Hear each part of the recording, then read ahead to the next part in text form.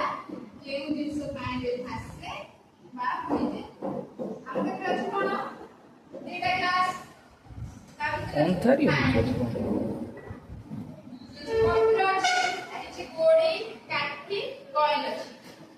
ଆମେ ଫାଷ୍ଟ ଗୋଟିଏ କାଠି ଟିକେ ପାଣିରେ ପକେଇବା।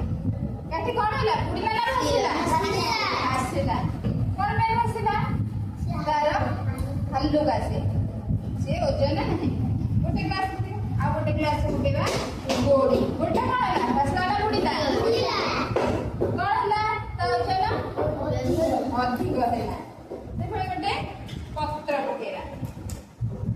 ପତ୍ର ପକେଇବା, ପତ୍ର କଣ ହେଲା? ଭାସିଲା। ବୁଝିଲେ କି? ପତ୍ର ଭାସିଲା। କଏନ ପକେଇବା, କଏନଟା କଣ ହେଲା? ବୁଡ଼ିଗଲା। ତାହେଲେ କାହାର ଓଜନ ହ୍ରାସ? କାହାର ଓଜନ? ଗୋଡ଼ି ଆଉ ଅଧିକ ଓଜନ, କାଠି ଆଉ ପତ୍ରରେ କମ ଓଜନ। କମ ଓଜନ। ଆମେ ଜାଣିଲେ ତାହେଲେ ଓଜନ ଜିନିଷ ବୁଡ଼ିଯିବ, କଣ ଭାସିବ।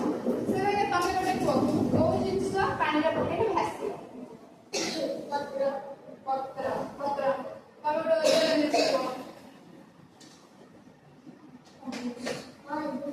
ଗୋଡ଼ି, ପଥର ବା ଇଟା ଏମିତି ଭାସିବ କି ନାହିଁ?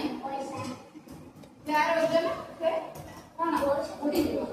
କାଠ କାଠ, ଆମେ କାଠ ଗୋଟେ ବରଫ କଣ କରିବା? ପକେଇବା, ଭାସିବ ନା ବୁଡ଼ିଯିବ? ଭାସିବ। ତାର ଓଜନ ନାହିଁ, ସେ ହାଲୁକା, ସେ ବୁଡ଼ିଯିବ। ଗୋଟେ ବାଉଁଶ ପାଣିରେ ପକେଇବା, ଭାସିବ ନା ବୁଡ଼ିଯିବ? ଭାସିବ। ତାର ଓଜନ ନାହିଁ, ତାର କଣ? ସେ ଭାସିବ, ଓଜନ ଜିନିଷ ସବୁ ବୁଡ଼ିଯିବ। ଆମେ ଜାଣିଲେ କେଉଁ ଜିନିଷ ପାଣିରେ ଭାସିବ,